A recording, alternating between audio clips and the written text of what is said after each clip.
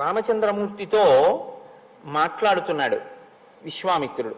నిన్నటి రోజున షణ్ముఖోత్పత్తి చెప్పారు. రాముడు అన్నాడు, అసలు నిజంగా నాకు ఆ షణ్ముఖోత్పత్తి వింటుంటే, ఆ సుబ్రహ్మణ్య జననం వింటుంటే నాకు చాలా ఆశ్చర్యంగా ఉంది అన్నాడు. అలా అనడం వెనక ఎన్ని రహస్యాలు ఉన్నాయో, అతను దాంపత్య జీవితం గురించి రాముడిలో ఎంత అవగాహన ఏర్పడిందో, వ్యక్తిగత జీవితాలు ఎప్పుడు తుఫాన్లోకి వెళ్ళిపోతాయో, చిన్ని రాముడికి ఎన్ని విషయాలు అర్థమయ్యాయో మీరు గ్రహించవచ్చు. ఇప్పుడు అంటున్నాడు విశ్వామిత్రుడు, అయోధ్యాధిపతి శూర పూర్వమాసీన్ నరాధిప సగరో నామధర్మాత్మ ప్రజాకామ సచా ప్రజ వైదర్భిదుహితా రామ కేశినీ నామనామత జ్యేష్ఠా సగరపత్నీ సా ధర్మిష్ఠా సత్యవాదిని అరిష్టనేమి దుహిత రూపేణ ప్రతిమా భువి ద్వితీయా సాగరస్యాసీత్ పత్ని సుమతి సంజ్ఞిత. ఆయన ఒక మాట చెప్తున్నాడు, రామ మీ వంశంలోని పూర్వం సగరుడు అనబడేటటువంటి ఒక చక్రవర్తి ఉండేవాడు.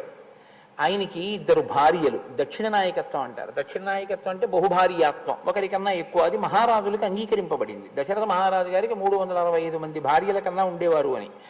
కాబట్టి అయోధ్యాధిపతి శూర, అయోధ్యాధిపతి అయినటువంటి మహాశూరుడైనటువంటి సగర చక్రవర్తికి 2 భార్యలు. ఆయన పరమధర్మాత్ముడు. రాజ్యాన్ని చాలా ప్రజల మనసు చూరగొనేటటువంటి రీతిలో పరిపాలన చేసినటువంటి వాడు. వైదర్భదుహితారామ కేశినీ నామనామత. ఆయన విదర్భరాజు యొక్క కుమార్తె అయినటువంటి కేశిని ఆయన యొక్క పెద్ద భార్య. ఆవిడ జ్యేష్ఠా సగరపత్ని సా ధర్మిష్ఠా సత్యవాదిని. ఆమె చాలా ధర్మమును అనుష్ఠించేటటువంటి స్వభావము కలిగినది, సత్యమును మాట్లాడుతుంది. అరిష్టనేమి దుహిత రూపేణ ప్రతిమా భువి ద్వితీయా సాగరస్యాసీత్ పత్ని సుమతి సంజ్ఞిత. అరిష్టనేమి అని మారు పేరు కలిగినటువంటి కశ్యప ప్రజాపతి యొక్క కూతురు అన్నారు వ్యాఖ్యాతలు చాలా చోట్ల. ఆ అరిష్టనేమి యొక్క కుమార్తె అయినటువంటి సుమతి అనబడేటటువంటి ఆమె గొప్ప లావణ్యవతి, సౌందర్యవతి. ఆమె సగర చక్రవర్తి యొక్క 2వ భార్య. 2 భార్యలతో సగర చక్రవర్తి చాలా సంతోషంగా కాలం గడుపుతున్నాడు. సంతానం లేదు. ఇక్ష్వాకు వంశంలో తరచుగా ఈ సమస్య మీకు కనపడుతూ ఉంటుంది. సంతానం ఉంటూ ఉండదు. దిలీపుడు అదే సమస్య, సగర చక్రవర్తి అదే సమస్య, దశరథ చక్రవర్తి అదే సమస్య. అందుకే భగీరథుడు దీనికి ఒక శాశ్వతమైన పరిష్కారాన్ని సాధించే ప్రయత్నం చేశాడు. అంటే వంశ చరిత్రని అర్థం చేసుకోవడం అన్నది ఎంత ముఖ్యమో మీరు తెలుసుకోవలసి ఉంటుంది. ఇవాళ మనకి ఏమైపోయిందంటే, లోకంలో చదువు అంటే అది ఎక్కడి వరకు పరిమితం అయిపోయిందంటే, కేవలం పుస్తకం చదువుకోవడం అంతే చదువు అంటే. తప్ప మీ తాతగారు ఎవరండి అని అడిగారు అనుకోండి తెలియదు, మీ గోత్రం ఏమిటండి అని అడిగారు అనుకోండి తెలియదు, మీ ఋషులు ఎవరండి అని అడిగారు అనుకోండి ఏమి తెలియదు, మీ మేనత్ ఎవరు వాడికి తెలియదు. ఎందుకంటే మనం అసలు పంపం. అందులో ఎటువంటి సిస్టమ్ మనం ఇవాళ తయారు చేసేసుకున్నామంటే ఇదొక దారుణమైనటువంటి స్థితి. నాకు తరచుగా అదే జ్ఞాపకానికి వస్తుంటుంది. పౌల్ట్రీ ఫార్మ్స్ ఉంటాయి, కోళ్ళు పెంచేటటువంటివి. మీరు ఎప్పుడైనా చూశారో లేదో, నీకు అదే పని అనుకోకండి, చూసినది గుర్తొస్తుంటుంది అంతే. ఆ పౌల్ట్రీ ఫార్మ్స్లో కోళ్ళని పెంచుతూ ఉంటారు. అవి ఎక్కువ స్వేచ్ఛగా తిరగడానికి చోటు ఉంచరు. కోడి పక్కన కోడి, కోడి పక్కన కోడి దగ్గరగా పెరుగుతాయి. ఎందుకంటే అవి కొంచెం ఎక్కువ కదిలితే వాటికి ఉన్నటువంటి శక్తి క్షయం అవుతుందని ఎక్కువ కదలడానికి అవకాశం ఇవ్వరు వాటికి. అది అక్కడే పుడుతుంది, అక్కడే పెరుగుతుంది, అక్కడే తింటుంది, అక్కడే విసర్జిస్తుంది, అక్కడే గుడ్డెడుతుంది. వాడు వచ్చి కింద నుంచి గుడ్లెట్టుకుపోతాడు. ఆఖరణ దాని యొక్క ఒకే ఒక యాత్ర ఏమిటంటే అదే దాని అంతిమ యాత్ర. వాటి కాళ్ళన్నీ కలిపి ఓ గుత్తి కింద కట్టి పట్టుకుపోతారు. చాలా దారుణంగా ఉంటుంది ఆ స్థితి. అది తీసుకెళ్ళడం కూడా పాపం తలలు రోడ్డు కొట్టుకుపోతుంటే తీసుకెళ్తారు. తీసుకెళ్ళి పైన ఎక్కింది అంటే దాని కంఠం పోయిందని గుర్తు, కింద ఉంది అంటే కంఠం పోవడానికి క్యూలో ఉందని గుర్తు, అంతే దాని జీవితం. ఇవాళ మనం పిల్లల్ని స్కూలుకు పంపించే విధానం కూడా అంతే. 30 మంది కూర్చునేటటువంటి తరగతి గదిలో పౌల్ట్రీ ఫామ్లో కోళ్ళు ఎలా ఉంటాయో అలా 60 మంది కూర్చుని ఉంటారు. పొద్దున్న 6 గంటలకు వెళ్తే రాత్రి 8 గంటల వరకు చదివే దిక్కుమాలిన చదువు. ఆ చదువుకు అర్థమే ఉండదు, వాడికి ఇంకేమీ తెలియదు. వాడికి ఏం తెలుసు అంటే స్టాప్ వాచ్ పెట్టి 60 నిమిషాల్లో ఎన్ని బిట్లు చేసేయగలం. సంస్కారాన్ని పక్కన పెట్టని చదువు, ఇదే ప్రమాదం అంతా తీసుకొచ్చేస్తుంది. అక్కడే వచ్చింది ఇబ్బంది అంతా. చదువుది తప్ప అంటే సంస్కారం లేని చదువుది తప్పు, సెల్ ఫోన్ది తప్ప అంటే సెల్ ఫోన్ది తప్పు కాదు. ప్రవచన మంటపంలో సెల్ ఫోన్ వినడం, సెల్ ఫోన్ మాట్లాడడం, సెల్ ఫోన్ రింగ్ వచ్చేటట్టుగా దగ్గర పెట్టుకోవడం తప్పు. ఇదే నేను చెప్పింది. విశ్వామిత్రుడు నేర్పింది ఏమిటి అంటే నిగ్రహం నేర్పాడు రామచంద్రమూర్తికి. నిగ్రహం లేకుండా ఏది ఉన్నా ప్రమాదమేనండి. కాబట్టి నేను ఈ మాట ఎందుకు చెప్పవలసి వచ్చింది అంటే ఆ సగర చక్రవర్తికి 2 భార్యలున్నా సంతానం లేరు. ఇప్పుడైనా సంతానం కోసమని తపస్సు చేయడానికి వెళ్ళాడు. ఎక్కడికి వెళ్ళాడు? హిమవంతం సమాసాద్య భృగు ప్రస్రవణీగిరౌ. భృగు ప్రస్రవణము అనబడేటటువంటి ఒక పవిత్రమైనటువంటి ప్రదేశాన్ని చేరుకున్నాడు హిమవత్ పర్వతం మీద. ఎందుకంటే దేశము కాలము ప్రదేశము, దేశమే ప్రదేశము, దేశమునకు ఒక శక్తి ఉంటుంది. శృంగేరి పీఠం శృంగేరిలోనే ఎందుకు ఉండాలి? గుంటూరులో పెట్టకూడదా శంకరాచార్యుల వారంటే? శృంగేరిలో ఆ శక్తి కనపడింది, తపోశక్తి. దేశమునకు ఆ శక్తి ఉంటుంది, భూమండలమునకు. కాబట్టి ఇప్పుడు అక్కడికి వెళ్ళి ఆయన తపస్సు చేశాడు భార్యలతో కలిసి. ఎవరి గురించి? అదో గమ్మత్తు, భృగు మహర్షి గురించి తపస్సు చేశాడు. మహర్షి దర్శనానికి తపస్సు చేశాడు. అంటే మీరు ఇక్కడ ఒక విషయాన్ని గమనించవలసి ఉంటుంది. దేవతలు ఎంత శక్తివంతులో ఋషులు కూడా అంతే శక్తివంతులు. ఋషి కూడా మీకు అలాగే కృప చెయ్యగలడు. కాబట్టి ఆయన ఋషి గురించి తపస్సు చేశాడు. చేస్తే ఋషి ప్రత్యక్షమయ్యారు భృగు మహర్షి. దేనికి తపస్సు చేస్తున్నావు అది అడగక్కర్లేదు, ఆయనకి తెలుసు. ఆయన అన్నాడు, నీకు 2 భార్యలు కదా, ఒక భార్య యందు బహుసంతానము, అంటే చాలా మంది పిల్లలు పుడతారు. ఒక భార్య యందు వంశకరుడు జన్మిస్తాడు. చాలా తథాస్తు. ఆయన వెళ్ళిపోతున్నారు. కుతూహలం అని ఒకటి ఉంటుంది లోకంలో. కుతూహలం అన్నది ఎందులోంచి వస్తుందో తెలుసా అండి?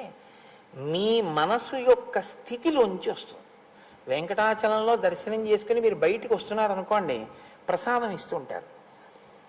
ఇలా ఇలా ఇలా ఇలా చూస్తుంటాడు. ఇటు కౌంటరు అటు కౌంటరు, 2 దారులు ఉంటాయి. ఇటు నుంచి ఇస్తారు, అటు నుంచి ఇస్తారు. ఇటు అటు కూడా చూసి పెడతాడు. ఎందుకంటే చక్ర పొంగలి ఇటిస్తున్నారని చూస్తాడు.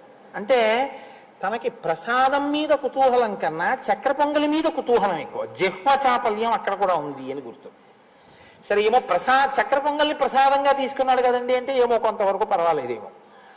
కానీ అదేంటంటే ఎట్టెడితే ఏదిస్తే అది ప్రసాదం అండి నాకు అన్నవాడికి అలా చూడక్కర్లేదు. అక్కడికి వెళ్ళి చెయ్యి పెట్టి చేతిలో ఏం పెడితే కళ్ళకు అద్దుకుని అది నోట్లో పెట్టుకుని వెళ్ళిపోతాడు కదా. కుతూహలం ఎక్కడ ఉంటుందో అంటే మనసు యొక్క స్థితిని బట్టి ప్రశ్న వస్తుంది ఎప్పుడూను. నేను అందుకే మీతో మనవి చేశాను, అదొక పెద్ద మనస్తత్వ శాస్త్రం అండి. శ్రీరామాయణం బాగా జీర్ణమైతే మీతో మాట్లాడే మనిషి యొక్క మాటని బట్టి ఆయన సంస్కారాన్ని లెక్క కట్టేస్తారు, మీరు తెలిసిపోతుంది. కాబట్టి ఇప్పుడు 2 భార్యలు అన్నారు. మాలో ఎవరికి వంశకరుడు, ఎవరికి బహుపుత్రులు అంటే ఇద్దరికి ఏదో కోరిక ఉందిగా. 2 ఎక్కువ సంతానమే కావాలని కోరుకుంటే ఇబ్బంది, కానీ ఇద్దరికి ఏమో వేరు వేరు కోరికలు ఉన్నాయేమో అంటే భృగు మహర్షి అన్నారు, ఆ గొడవ ఎందుకు మీకు ఎలా కావాలి అడగండి అన్నారు. మునేస్తువచనం శ్రుత్వా కేశినీ రఘునందన పుత్రం వంశకరం రామ జగ్రాహన్ నృపసన్నిధౌ. అంటే రాజసన్నిధిలోనే అడిగింది. అంటే రాజుగారిని వీళ్ళు ఏమండి అడగండి అడగండి, మాలో ఎవరికి ఎక్కువ మంది పిల్లలో, ఎవరికి ఒక్క పిల్లాడు పడతారో మీరు అడగండి అన్నారని గుర్తు కదా. మళ్ళీ భార్యల్ని తీసుకుని భృగు మహర్షి దగ్గరికి వెళ్ళి నిలబడి అడిగాడంటే ఏంటండి దాని అర్థం? కుతూహలమును ప్రదర్శించిరి. ఇప్పుడు భృగు మహర్షి మీరే అడగండి అన్నారు. అంటే పెద్ద ఆవిడంది, మునేస్తువచనం శ్రుత్వా కేశినీ రఘునందన ఓ రామ, రాముడికి చెప్తున్నాడు పిలిచి ఈ కథంతాను. ఆ ముని ఆమెని అడిగినప్పుడు నాకు వంశకరుడైనటువంటి ఒక్క కుమారుడు కావాలి అని అడిగింది. అందుకని మహర్షి అన్నారు, తథాస్తు, నీకు వంశకరుడైన కుమారుడు లభిస్తాడు. 2వ ఆవిడంది, షష్ఠిం పుత్ర సహస్రాణి సుపర్ణ భగినీ తదా మహోత్సాహాన్ కీర్తిమతో జగ్రాహ సుమతి సుతాం. సుమతి రెండవ భార్య. ఈవిడ చాలా చిత్ర విచిత్రమైనటువంటి స్థితిలో ఉంటాయి ఒక్కొక్కరి మనస్సు. ఆ మాటకి ఉండేటటువంటి అర్థాన్ని తెలుసుకోకుండా, దాని లోతుపాతులు పరిశీలనం చేయకుండా గబుక్కుని ఉత్సాహపడిపోతే అలాగే ఉంటుంది. షష్ఠిం పుత్ర సహస్రాణి, 60,000 మంది పిల్లలు నాకు కావాలని, ఎక్కువ మంది పిల్లలు కావాలని. 60,000 మంది పిల్లలు. సుపర్ణ భగిని తదా, కశ్యప ప్రజాపతి కూతురు కాబట్టి గరుత్మంతుని చెల్లెలు. అందులో సుపర్ణ భగిని తదా గరుత్మంతుని చెల్లెలు సుమతి. మహోత్సాహాన్ కీర్తిమతో. మహోత్సాహాన్ అంటే, ఈ మహోత్సాహాన్ అంటే ఎటువంటిదంటే, ఈ పని చెయ్యి అన్నారనుకోండి, ఏమంటే అలా చేస్తే ఇబ్బంది వస్తుందేమో ఒకసారి ఆలోచించండి అని అనడు. ఒకవేళ ఎవరైనా ఇంకా చెప్దామన్నా అక్కడ ఉండడు. ఏమయ్యో ఆగ అలా వెళ్ళిపోతున్నాయంటే దానివల్ల ఇబ్బంది వస్తుందేమో అని మళ్ళీ ఏమైనా చెప్దాం అనుకున్నారనుకోండి, ఆయన అక్కడ ఉండడు, వెళ్ళిపోతాడు ఆ పని మీద. అత్యుత్సాహం అన్నమాట. మహోత్సాహాన్, అంత ఉత్సాహం ఉన్నవాళ్ళు 60,000 మందిని. కీర్తిమతో, కానీ కీర్తిని గణిస్తారు, అంటే వాళ్ళ పేరు మీద అలా కీర్తి నిలబడిపోతుంది. అటువంటి వాళ్ళని నాకు కావాలి అని అడిగింది. వాస్తు ఆయనకి ఏముంది, మహానుభావుడు వాక్కు చేత ఇవ్వగలడు. ఇద్దరికి మీకు ఇలాగే నేను కటాక్షిస్తున్నాను, అలాగే మీకు సంతానం కలుగుతుంది అన్నారు. సరే, ఇద్దరు ఇంటికి వెళ్ళిపోయారు. వెళ్ళిపోయిన తరువాత సగర చక్రవర్తి భార్యలలో పెద్ద ఆవిడికి ఒక కుమారుడు కలిగాడు. ఆయనకి అసమంజసుడు అని పేరు పెట్టారు. రెండవ ఆమెకి ఒక పెద్ద పిండం ఒకటి పుట్టింది. ఆ పిండానికి తేనె పట్టుకు తేనెటీగలు ఎలా ఉంటాయో అలా 60,000 మంది చిన్న చిన్న చిన్న చిన్న పిల్లల యొక్క వ్యూహము దానికి అంటుకునుంది. దాదులు వీళ్ళని నీతి కుండల్లో పెట్టి పెంచి పెద్ద చేశారంటే ప్రిమిచ్యూరుడు భర్త అన్నది రామాయణ కాలానికే ఉందిలా ఉంది. అందుకని 60,000 మందిని నీతి కుండల్లో పెట్టి పెంచి పెద్ద చేశారు. ఇప్పుడు ఈ 60,000 మంది పెద్దవాళ్ళు అయ్యారు. అసమంజసుడు పెద్దవాడయ్యాడు. అసమంజసుడు ఈ 60,000 మంది అన్నదమ్ములు కదండి అవుతారు, ఇద్దరు భార్యల బిడ్డలు కాబట్టి. బాగా జ్ఞాపకం పెట్టుకోండి, నేను ఎందుకు ఈ బంధుత్వం మీకు చెప్తున్నానంటే ఎదర చాలా అవసరం అవుతుంది ఇది. ఈ అసమంజసుడు ఒక పని చేస్తుండేవాడు. సరయూ నదిలో ఆడుకుందాం రండి అని పిలిచేవాడు పిల్లల్ని. వాళ్ళందరూ పిల్లలు కదా, సరే ఆడుకుందామని వెళ్ళేవారు. ఆయనకు ఒక అలవాటు, ఆడుతూ ఏం చేసేవాడంటే పిల్లల్ని తీసుకెళ్ళి సరయూ నదీ తీరంలో ఉండేటటువంటి నీటిలో వాళ్ళకి ఊపిరి ఆడకుండా నొక్కి చంపేసేవాడు. వాళ్ళు గిలగిల తన్నుకుని చచ్చిపోతే రాజుగారి కొడుకు కదా, ఇంటికి వెళ్ళిపోయేవాడు. ఇది ఎంతకాలం ఓర్చుకుంటారు ప్రజలు? చెప్పి చూశారు రాజుగారికి. రాజు చాలా తీవ్రంగా మాట్లాడాడు, నువ్వు ఇలా చేయకూడదని చెప్పాడు. అది మనకి ఎందువల్ల తెలుస్తుందంటే ఆయనకి తర్వాత పెళ్ళైపోయి కొడుకు కూడా పుట్టాడు కాబట్టి మారాలి కదా. మారలేదనే అర్థం. కొడుకు పుట్టేశాడు, ఆ కొడుక్కి అంశుమంతుడు అని పేరు కూడా పెట్టాడు సగర చక్రవర్తి. అయినా అతను మారినట్టు కనపడదు, అతని పిల్లలను అలా చంపుతూనే ఉన్నాడు. అంటే ఒక్కొక్కడికి ఒక్కొక్క పైశాచికమైన ఆనందం. కాబట్టి ఏవం పాప సమాచార సజ్జన ప్రతిపాదక పౌరాణామహితే యుక్త పుత్రో నిర్వాసిత పురాత్. ధర్మం అంటే అది. ధర్మం అంటే 10 మంది బిడ్డలు పోయి ఏడుస్తుంటే నా పిల్లాడు సంతోషిస్తున్నాడని ఊరుకోవడం కాదు. ధర్మం ధర్మమే. కాబట్టి రాజు అన్నాడు, సజ్జన ప్రతిబాధక, సజ్జనుల్ని బాధిస్తోంది నా కొడుకు ప్రవర్తన, కాబట్టి వీడి ఊళ్ళో ఉండడానికి వీల్లేదని రాజ్య బహిష్కారం విధించాడు. నువ్వు నా దగ్గర ఉండకుండా వెళ్ళిపో అన్నాడు. అసలు తండ్రికి కొడుకు కనపడకుండా దూరంగా వెళ్ళిపోతున్నాడు అంటేనే చాలా బెంగ. అటువంటిది తండ్రి తనంత తానుగా కొడుకుని రాజ్య బహిష్కారం విధించాలి అంటే చాలా కష్టం. అది రాజే తలుచుకుంటే దాన్ని ఎలాగైనా సరే తిమ్మిని బమ్మి చేసి తన కొడుకే ఒప్పు అని నిరూపించవచ్చు. కానీ అది ఇక్ష్వాకు వంశంలో ఉన్నటువంటి చక్రవర్తుల లక్షణం కాదు. ధర్మం కోసం అవసరమైతే తన కొడుకుని విడిచిపెట్టాడు సగర చక్రవర్తి. జ్ఞాపకం పెట్టుకో. ఇప్పుడు ఏం చేస్తోంది ఇది రాముడి మీద గుర్తించండి. త్యాగం చెయ్యగలిగిన లక్షణాన్ని పెంచుతోంది. ఇదే నేను మీకు చెప్పింది. ధర్మం కోసం, ప్రజల కోసం అవసరమైతే కడుపున పుట్టినటువంటి కొడుకుని విడిచిపెట్టాడు మా వంశంలో ఉన్నటువంటి పెద్ద ఆయన. పూర్వీకుల యొక్క గౌరవం కోసం, ప్రజలకి రాజారాముడుగా తాను కూర్చునే ధర్మం కోసం అవసరమైతే సీతమ్మ తల్లిని దూరంగా పెట్టగలిగినటువంటి మనస్థితిని, అటువంటి వజ్రశక్తిని రామచంద్రమూర్తికి ఇచ్చినటువంటి శక్తి ప్రచోదనానికి బీజం ఎక్కడుందంటే విశ్వామిత్రుడి వాక్కులో ఉంది. ధర్మం కోసం ఎలా నిలబడాలో నేర్పాడు మహానుభావుడు. అందుకు చెప్తాడు, ఎక్కడ ఏ కథ చెప్పాలో చెప్తాడు. ఎంత అందంగా మాట్లాడతాడో చూడండి. అనుష్టుప్లో మాట్లాడతాడు, పెద్ద ఏం విశేషమైన వర్ణన చేయడు, ఒక్క మాట. కానీ అది జారిపోయింది అనుకోండి, ఆ మాట అది పట్టుకోలేదు అనుకోండి, రాముడి వ్యక్తిత్వం దిద్దపడదు. గురువు నోటి వెంట వస్తున్నటువంటి మాట, ప్రతి మాటని పట్టుకోవడంలోనే అభ్యున్నతి ఉంటుంది. గురువు గారి పని ఏంది, మాట్లాడడమే పని అనుకుంటే శిష్యుడు ఉద్ధరణ పొందలేడు. ఏవం పాప సమాచార సజ్జన ప్రతిబాధక పౌరాణామహితే యుక్త పుత్రో నిర్వాసిత పురాత్. రాజ్యంలోంచి వెళ్ళగొట్టి ఆయన కొడుకైనటువంటి అంశుమంతుణ్ణి మాత్రం దగ్గర పెట్టుకున్నాడు. ఎందుకు పెట్టుకోవాలి అంటే, నువ్వు మీ అబ్బాయిని తీసుకుని అవతలపోవడం లేదు. నువ్వు మీ అబ్బాయిని తీసుకుని అవతలపోవడానికి అబ్బాయి చేసిన తప్పే ఉంది. మనవణ్ణి ఉంచుకున్నాడు. నేను కూడా నా నాన్నగారితో పోతానన్నాడు అనుకోండి, అయితే బాగుంటాడు. అలా అనలేదు వాడు. అంటే వాడు ధర్మాధర్మ విచక్షణ ఎరిగినవాడు, పిల్లవాడి స్థాయిలో ఉన్నవాడు. కాబట్టి నేను వాడంటున్నాను. మా నాన్నగారితో వెళ్తానని లేదు, మా తాతగారితో ఉంటానన్నాడు. అంటే తాతగారు బిడ్డని విడిచిపెట్టేస్తే మా నాన్నగారిని పంపించిన మా తాతగారి ధర్మనిష్ట అంత గొప్పది అని తాతగారి పక్కన మనవడు ఉండిపోయాడు. తండ్రి ఆ స్థితి, కొడుకు ఈ స్థితి, పైన తండ్రి తాతగారిది ఆ స్థితి, మధ్యలో ఉన్నవాడిది ఇంత విచిత్రమైన స్థితి. ఎందుకు వస్తాయి ఇలాగా? అదే కర్మ ఫలితాలంటే. ఎంత గమ్మత్తుగా ఉంటుందో చూడండి. మీరు అదొక్కటి పట్టుకుని ఎంతైనా విశ్లేషణలోకి వెళ్ళచ్చు. రాముడి మనసులోకి నాటుకుపోతున్నాయి ఇవన్నీ. నేను పుట్టిన వంశం ఇంత గొప్పది, నా ముందు ఉన్నటువంటి వాళ్ళంత గొప్పవాళ్ళు, నేనొక్క పొరపాటు చేస్తే వాళ్ళందరూ సిగ్గుతో తలంచుకుంటారు. మా వంశంలో చెడ పుట్టాడు వీడి వల్ల మేమందరం ధర్మాత్ములమై కూడా ఇలా తల దించుకు నిలబడుతున్నాం, వీడు మా వంశంలో పుట్టినందుకు అని వాళ్ళు బాధపడతారు. నేను అలా ప్రవర్తించకూడదు.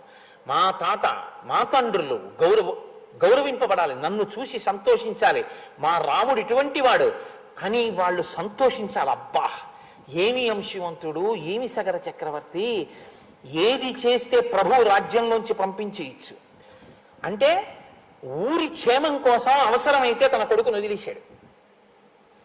తన కొడుక ఊరా అంటే ఊరే కొడుకు కాదు, ఇది ప్రభు అంటే. ఊరా కొడుక అంటే ఊరిపోతే పోయింది, నా కొడుకు బాగుండాలన్నవాడు ప్రభువుగా కూర్చోవడానికి అనర్హుడు కదండి. ఇది రామాయణం అంటే. ఇది నేర్పుతోంది, ఒక రాజుకు ఉండవలసినటువంటి లక్షణాన్ని నేర్పుతోంది. ఇందులోంచి వచ్చాడు రాజారాముడు. ఈ రాజారాముడు మనకి ఆదర్శ పురుషుడయ్యాడు. చెక్కినవాడు విశ్వామిత్రుడు. అందుకే నాకు ఆయన పేరు చెప్తే చాలంత గౌరవం. నాకు బాలకాండ చెప్పడం అంటే ఎందుకు సంతోషం అంటే, ఆ మహానుభావుడి పేరు 10 మాటలు ఉచ్చరిస్తానని సంతోషం. కాబట్టి విశ్వామిత్రుడే కాదు, లోకంలో ఎక్కడ ఏ గురుస్థానంలో ఉన్న వ్యక్తి అయినా నా దృష్టిలో ఆయన విశ్వామిత్ర తత్వం ఉన్నవాడే అని నేను నమ్ముతాను. కాబట్టి తస్య పుత్రోంశుమాన్ నామ అసమంజస్య వీర్యవాన్ సమ్మత సర్వలోకస్య సర్వస్యాపి ప్రియం వదః. ఆయన కుమారుడైనటువంటి అంటే అసమంజసుని కుమారుడైనటువంటి అంశుమంతుడు మాత్రం ధర్మాత్ముడై లోకంలో ఉండేటటువంటి ప్రజలందరి చేత ప్రేమింపబడి అందరి చేత గౌరవింపబడ్డాడు. సగర చక్రవర్తి చాలా సంతోషించారు అని ఆయన అన్నారు. సగర చక్రవర్తి అశ్వమేధయాగం చేశాడు అన్నారు, అంతే అని. తర్వాత విషయానికి వెళ్ళిపోబోతున్నారు. ఆయన పరిశీలనం చేస్తాడు. ఇలా చెప్పినా వింటాడా? దాంట్లో వివరం తెలుసుకోవాలని ఏమైనా కోరుకుంటాడా? అందుకని అన్నారు, సగర చక్రవర్తి అశ్వమేధయాగం చేశాడయా. అశ్వమేధయాగం పూర్తయిపోయింది. తర్వాత ఆయన వంశంలో అంటున్నారు, ఆగండి గురువుగారు ఆగండి ఒక్కసారి. అశ్వమేధయాగం చేశారా? మా వంశంలో సగర చక్రవర్తి, మా పూర్వీకుడు, మహానుభావుడు. ఏం అశ్వమేధయాగం అండి, ఎంత గొప్పదండి అశ్వమేధయాగం అంటే. శ్రోతుమిచ్చామి భద్రంతే. గురువుగారు నన్ను కృప చెయ్యండి, వివరంగా చెప్పండి అని ఎలా అడుగుతాడు. గురువుగారు నన్ను కృప చెయ్యండి. శ్రోతుమిచ్చామి, నాకు బాగా వివరంగా వినాలనుంది. మహానుభావులు ఎంత గొప్పగా చేశారండి మా పూర్వీకులు. విస్తరేణ కథామిమాం, బాగా వివరించి నాకు చెప్పరా గురువుగారు నా మీద కృపచేత.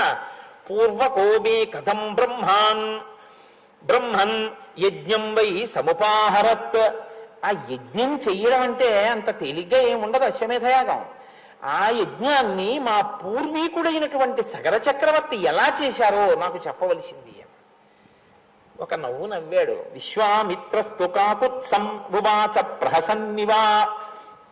ఓ చిరునవ్వు చిందించేట విశ్వామిత్రుడు. ప్రహసన్నివా, దేనికి ఆ చిరునవ్వు? ఇదిరా అబ్బాయి నీకుండవలసిన లక్షణం. మీ తాతగారా అన్నారు అనుకోండి ఎవరో తెలుసున్న వాళ్ళు, అమ్మ బాబోయ్ ఆయన దగ్గరికి వెళ్తేనండి సుత్తీసేస్తాడంటారు ఇవాళ మన పిల్లలైతే. మాకెందుకండి మా తాతగారి గోల. అసలు తాతగారి గురించి నాయనమ్మ గురించి ఎంత లేకిగా మాట్లాడచ్చో, ఎంత పేరు పెట్టి పిలవచ్చో, ఎంత అసహ్యంగా ప్రవర్తించచ్చో ఆదర్శంగా డబ్బులు ఇచ్చి మరీ చూపి. తండ్రి గురించి తెలియదు, తాత గురించి తెలియదు, తండ్రి గారు చేసింది తెలియదు, తాతగారు చేసింది తెలియదు. దేనికి నువ్వు ఇంకా నీ జన్మకి ప్రయోజనం? నేను మీకు ఒక యథార్థం చెప్తున్నాను. ఇవాళ నేను ఇక్కడికి రామాయణం చెప్పడానికి రావడానికి కారణం ఒక్కటే. హరిప్రసాద్ గారు నాతో కన్నుల నీరు పెట్టుకుని ఓ రోజున ఓ మాట చెప్పారు. రామచంద్రమూర్తి ఊరేగింపు వెళ్ళిపోతుంటే మా నాన్నగారు ఇంట్లోంచి చూసి పరమ సంతోషంగా బయటికి వచ్చి హారతిచ్చి లోపలికి వెళ్ళి కూర్చుని రామనామం చెప్పుకుంటూ శరీరం వదిలిపెట్టారండి. మా నాన్నగారికి అంత రామభక్తి, కోటేశ్వరారు అని చెప్పుకుని కళ్ళమ్మన నీళ్లు పెట్టుకున్నారు. అంత రామభక్తి కలిగినటువంటి తండ్రి పట్ల ప్రీతి కలిగిన కొడుకు రామాయణం చెప్పమని అడిగాడు. ఇంకంతకన్నా ఏ కారణం కావాలి రామాయణం చెప్పడానికి? సెలవు పెట్టి వెళ్ళవలసిందే. నువ్వు నీ పితృదేవతల పట్ల నీకు ప్రేమ లేకపోతే, నీ తండ్రి మీద ప్రేమ లేదు, నీ తాత మీద ప్రేమ లేదు, బూడిదలో ఎందుకు నీ చదువు? ఎందుకు పనికి వస్తుంది? తండ్రిని వృద్ధాశ్రమం, తల్లిని వృద్ధాశ్రమం, నీ పినతండ్రిని గౌరవించో, పెద్ద తండ్రిని గౌరవించో, గురువుని గౌరవించో. నీకు ఎవ్వరి పట్ల గౌరవం లేదు. నీ అంత నువ్వు పుట్టావు, నీ అంత నువ్వు పెరిగావు. నీ శుభలేఖ మీద పెద్దవాళ్ల పేరు ఉండదు. నీకు నువ్వు పిలుచుకుంటూ శుభలేఖ వేసుకుంటావా? అనాథవా నువ్వేమన్నా? నీకు తల్లిదండ్రులు లేరే? I solicit your gracious presence ఏమిటండి? నీ పెద్దవాళ్ళు పిలవాలా, నువ్వు పిలుచుకుంటావా? నా పెళ్లికని ఎవరు లేరా నీకు? అనాథమా? ఏమా దరిద్రం అంటే ఇవాళ మనం వింత పోకడలకి పోయి మన సంస్కృతి కాని సంస్కృతిని నెత్తికెత్తుకుని పాడు చేస్తున్నది ఎవరైనా ఉంటే పెద్దవాళ్లే. నేను క్షమింపబడేదనుగాక.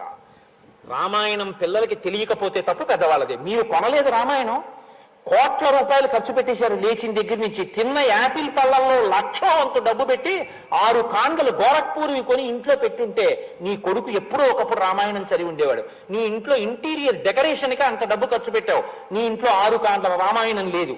దేనికి నిన్ను మన్నించాలి? దేనికి గౌరవించాలి?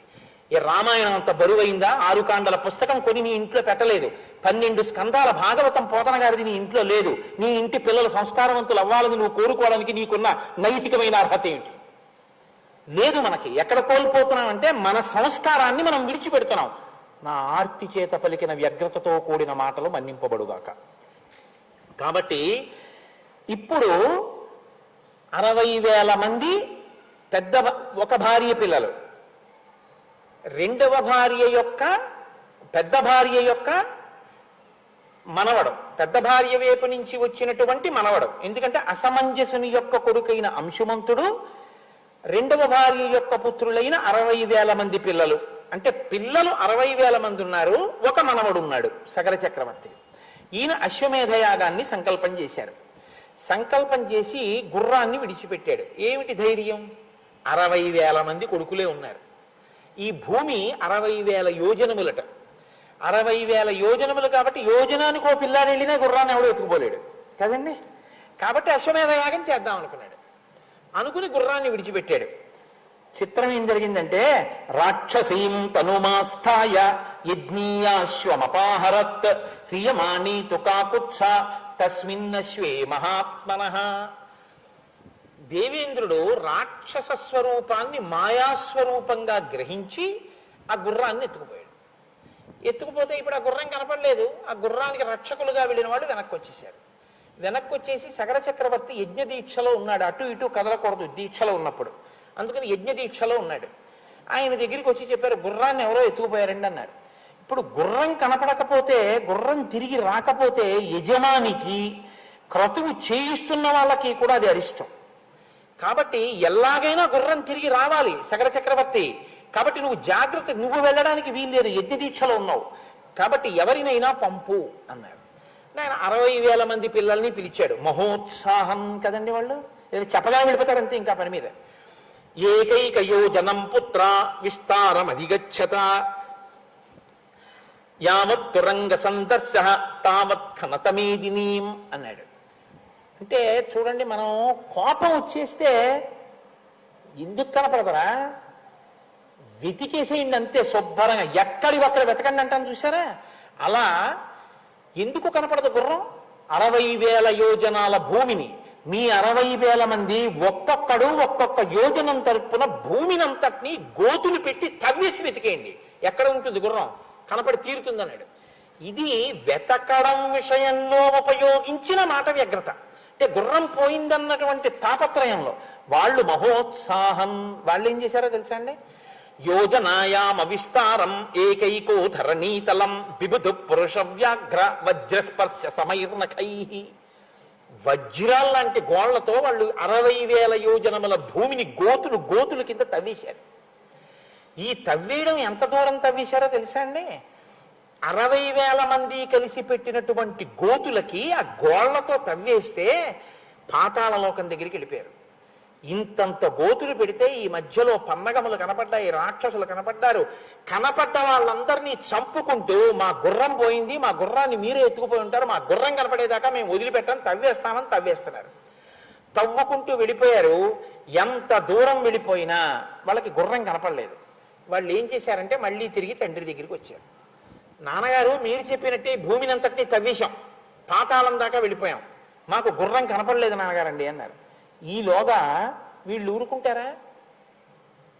మిగిలినటువంటి వాళ్ళు దేవతలు, గంధర్వులు, అసురులు, నాగులు వీళ్ళందరూ కూడా వీళ్ళిలా భూమినంతటినీ పాడు చేసేస్తుంటే ఇబ్బందికి లోనైపోతున్నారు. వాళ్ళందరూ మరణిస్తున్నారు వీళ్ళ వల్ల. కాబట్టి వీళ్ళందరూ కలిసి చతుర్ముఖ బ్రహ్మగారి దగ్గరికి వెళ్ళారు. వెళ్ళి, ఏమండి వాళ్ళ 60,000 మంది భూమిని పాతాళం వరకు గోతులు తవ్వేస్తున్నారు, ఇన్ని జాతులు మరణిస్తున్నాయి వాళ్ళ చేతిలో, కాబట్టి ఇప్పుడు దీనికి పరిష్కారం ఏమిటి, ఎలా భూమి రక్షింపబడుతుందని అడిగారు. అయితే బ్రహ్మగారు అన్నారు, మీరేం కంగారు పడకండ్రా, ఇది ఇలా జరగాలని రాసి పెట్టుంది, దానికి ఒక కారణం ఉంది, మీకు నేను ఏదైనా చెప్తాను. భగవన్ పృథివీ సర్వ ఖన్యతే సగరాత్మజై బహవశ్చ మహాత్మానో హన్యంతే తలవాసినః అయం యజ్ఞహరోస్మాకం అనేనాశ్వోపనీయతే ఇతి తే సర్వభూతాని నిఘ్నంతి సగరాత్మజాః. ఈ పృథివినంతటినీ గోతులు పెట్టి ఈ సగర చక్రవర్తి యొక్క బిడ్డలు ఇన్ని భూతములను చంపుతున్నారు, దీనికి ఏమిటి పరిష్కారం అంటే, యస్యేయం వసుధాకృత్స్న వాసుదేవస్య ధీమతః కాపిలం రూపమాస్థాయ ధారయత్యనిశం ధరాం తస్య కోపాగ్నినా దగ్ధ భవిష్యంతి నృపాత్మజాః. ఈ మాటలన్నీ చాలా జాగ్రత్తగా జ్ఞాపకం పెట్టుకోవలసినటువంటి మాటలు. ఆయన అన్నాడు, బ్రహ్మగారు ఏమీ పెద్ద కంగారు పడిపోలేదు, ఒరే నాయన ఈ భూమి వాసుదేవుడిదిరా అన్నాడు. రామాయణంలో ఈ ఒక్క మాట అర్థమైతే మీరు దేనికి అహంకరించవలసిన అవసరం ఉండదు. ఈశ్వరుడు నాకు 1 సెంటు భూమి ఇవ్వలేదనుకోండి, ఒరే నీకు భూమి ఎందుకురా, నీకు ఇంకోలా బతికే అవకాశం నేను ఇస్తాను, హాయిగా అలా బతుకు అన్నాడు ఈశ్వరుడు. కాబట్టి ఆయనది అది ఇవ్వకుండా ఇంకోటి ఇచ్చి బతకమన్నాడని సంతోషిస్తారు కదండి. మీకు 10,000 ఎకరాల భూమి ఉంది, మీది కాదుగా, వాసుదేవుడిది, మరి మీకెందుకు ఇచ్చాడు? కొన్నాళ్ళు దాన్ని మిమ్మల్ని అనుభవించి దాని మీద వచ్చేటటువంటి ఫలంతో ఐశ్వర్యంతో సుఖంగా ఆయనది అన్న బుద్ధితో బతకమని ఇచ్చాడు. నాది అన్నారనుకోండి సగరుల్లాగే ఉంటుంది, ఆయనది నాకు ఇచ్చాడు అన్నారనుకోండి ప్రసాదం అవుతుంది, అంతే తేడా. కాబట్టి వాసుదేవుడిది వీళ్ళదిగా తవ్వేస్తున్నారు రే. కాబట్టి ఇప్పుడు ఆయన ఏం చేస్తాడు, ఆయనే చంపేస్తాడు వాళ్ళని. మీరేం బెంగెట్టుకోకండి, మీరు వెళ్ళిపోండి. ప్రస్తుతం కపిల రూపంలో ఉన్నాడు విష్ణు భగవానుడు, ఆయన చేతిలో చచ్చిపోతారు వాళ్ళు. అలా నిర్ణయింపబడిపోయిందిరా, మీరు వెళ్ళిపోండి, ఏం పర్వాలేదు అన్నాడు ఆయన. నాకు ఒక విషయం జ్ఞాపకానికి వస్తాం. రామకృష్ణ పరమహంస దగ్గరికి వెళ్ళి ఒక శిష్యుడు అడిగాట, ఈశ్వరుడు ఎప్పుడైనా పకపక నవ్వుతాడా అండి అని అడిగారు. అడిగితే రామకృష్ణ పరమహంస అన్నారు, అసలు ఈశ్వరుడు చేసేదే ఆ పని, ఎప్పుడూ పకపక నవ్వుతూనే ఉంటాడన్నారు. అంటే అయ్యో ఎందుకండి అలా పకపక ఎప్పుడూ నవ్వుతూ ఉండడం అని అడిగారు. అడిగితే టేపు పట్టుకుని భూమిని కొలతలు వేసుకుని ఇది నాదని రిజిస్ట్రేషన్ చేయించుకున్న వాళ్ళు చాలా మంది నా దగ్గరికి వచ్చేసారు. మళ్ళీ వాళ్ళు ఎంతమంది బయలుదేరి కొలత వేసుకుంటున్నారో నవ్వుతుంటాడు రా ఈశ్వరుడు అన్నారు. నిజం కదండి. పేరెంట్ డీడ్ ఎంతమందికి మారిందో, ఎవడిది ఆఖరికి? ఇది ఈశ్వరుడిది. ఏమి పిచ్చి? నాదని పిచ్చి.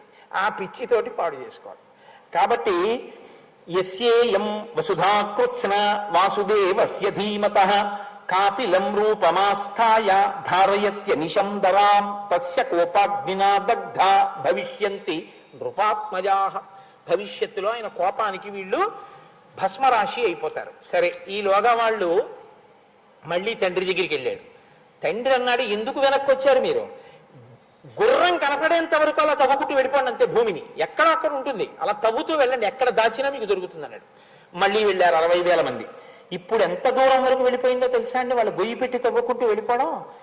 వాళ్ళు అలా వెళ్ళిపోగా తూర్పు దిక్కున తవ్వుకుంటూ కిందకి వెళ్ళిపోతే వాళ్ళకి దిశా గజం విరూపాక్షం ధారయంతం మహీతలం సపర్వత వనాంకృత్స్నాం పృథివీం రఘునందన శిరసాధారయామాస విరూపాక్షో మహాగజః యదా పర్వాణి కాకుత్స విశ్రమాబ్ధం మహాగజః ఖేదాచ్ఛాలయతే శీర్షం భూమికంపస్తదా భవేత్. అప్పుడు వాళ్ళు తూర్పు దిక్కుగా కిందకి వెడితే వాళ్ళకి అక్కడికి వెడితే విరూపాక్షం అనేటటువంటి ఒక పెద్ద ఏనుగు ఒకటి కనపడింది. అది మోస్తోంది భూమిని తన కుంభస్థలం మీద. అది ఈశ్వరుడు యొక్క నిర్ణయం. ఇదంతా మన ప్రజ్ఞ అంటాం మనం. ఆయన పెట్టాడు అక్కడ దిగ్గజాలని.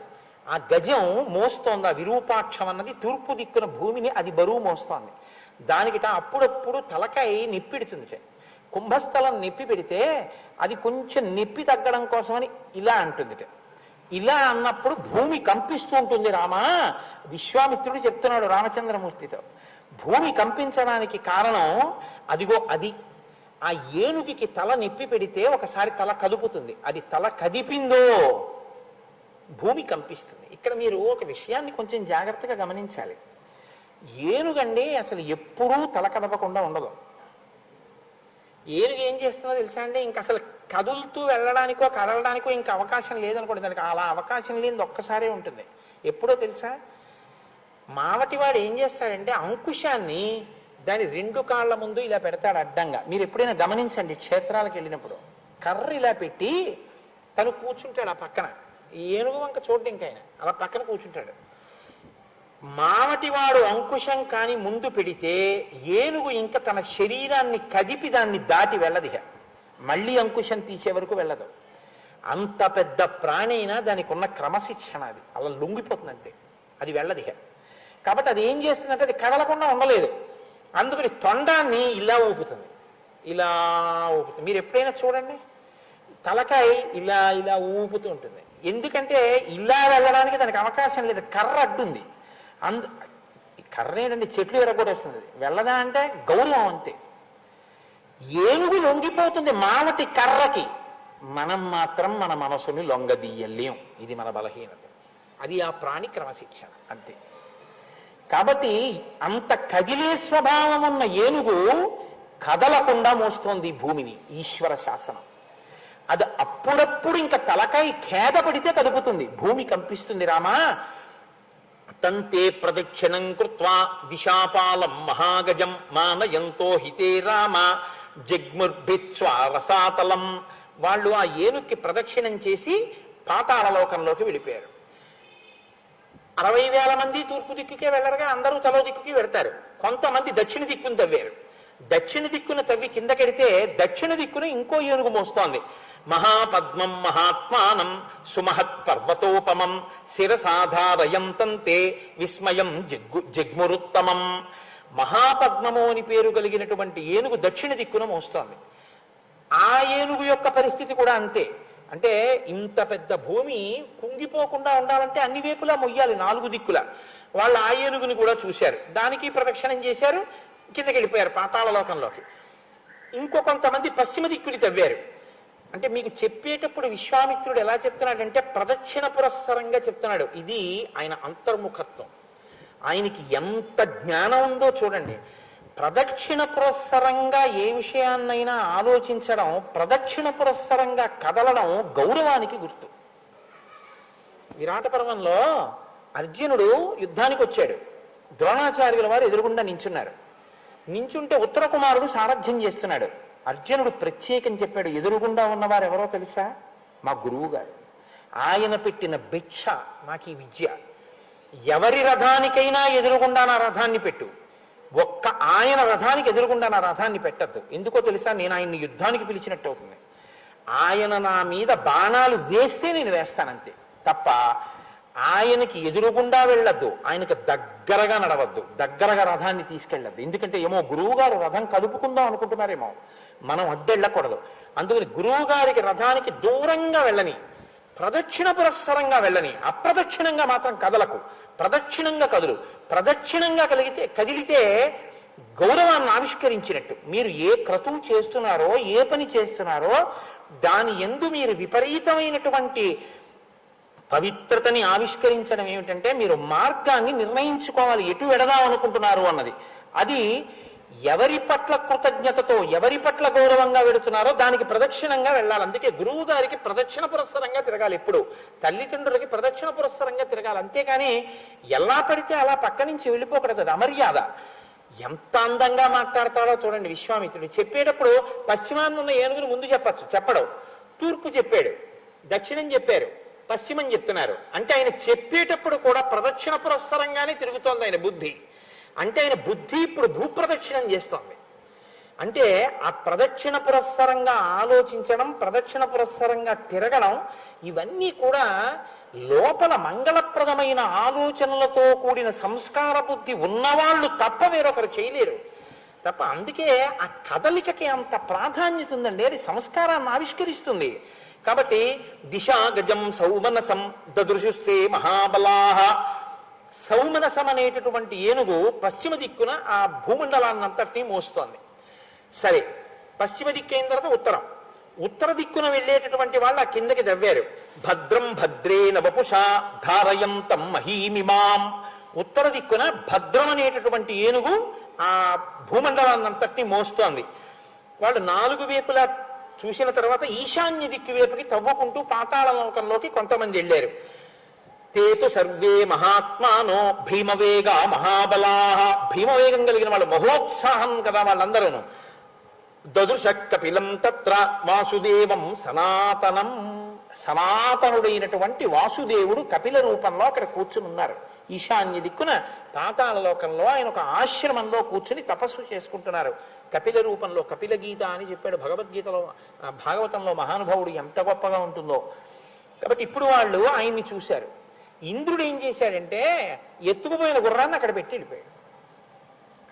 ఇప్పుడు వీళ్ళందరూ దాన్ని చూడగానే హయం చతస్య దేవస్య చరంతం అవిదూరత ప్రహర్షమతులం ప్రాప్త సర్వాతే రఘునందన తేతం హయహరం జ్ఞాత్వా క్రోధపర్యాకులేక్షణా ఖనిత్రలాంగలధరా నానావృక్షశిలాధరా. వాళ్ళు ఆ గుర్రాన్ని చూశారు, కపిల మహర్షిని చూశారు. వెంటనే వాళ్ళకి క్రోధం వచ్చేసింది. ఇదే మహోత్సాహం. యుక్త విచక్షణ లేదు. వినదగునెవ్వరు చెప్పిన వినినంతన వేగపడక వివరింపదగున్ కనికల్ల నిజము తెలిసిన మనుజుడపో నీతిపరుడు మహిళో సుమతి. వీళ్ళు కపిల మహర్షిని చూశారు, గుర్రాన్ని చూశారు.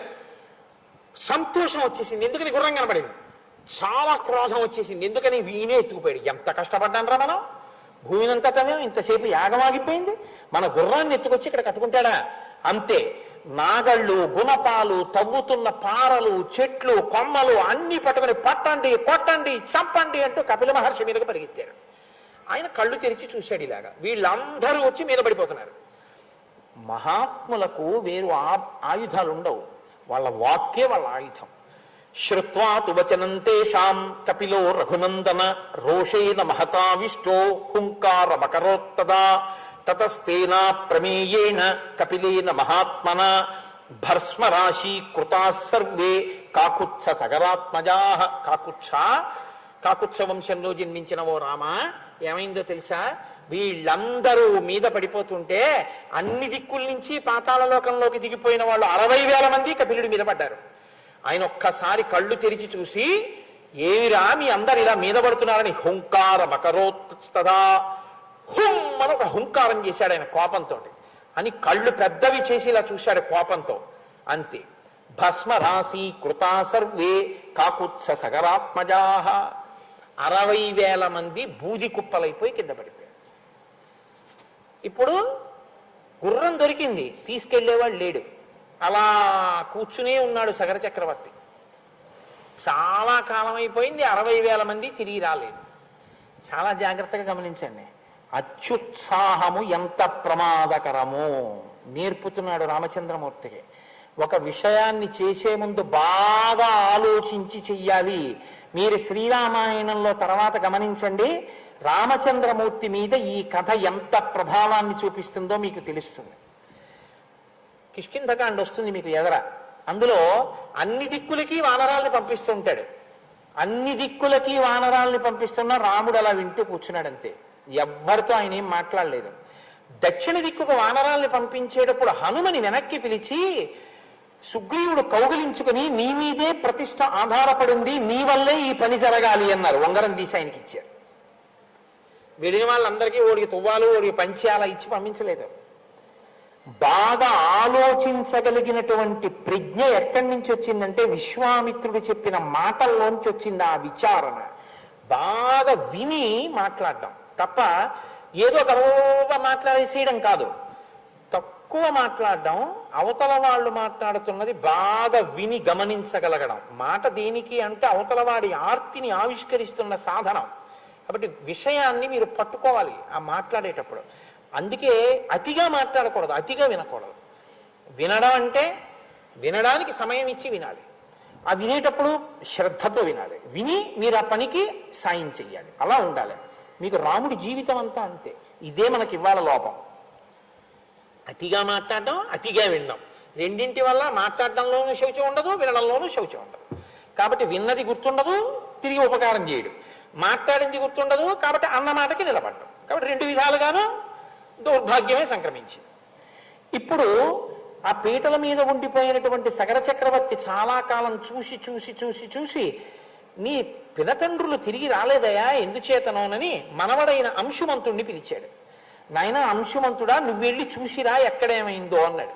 ఈయన బయలుదేరాడు. అన్ని వేపుల నుంచి కిందకి దిగాడు. ఆ ఏనుగులు కనపడ్డాయి, ప్రదక్షిణం చేశాడు, నమస్కారం చేశాడు, కుశలం అడిగాడు, నాకు మార్గం చెప్పండి అని ప్రాధేయపడ్డాడు.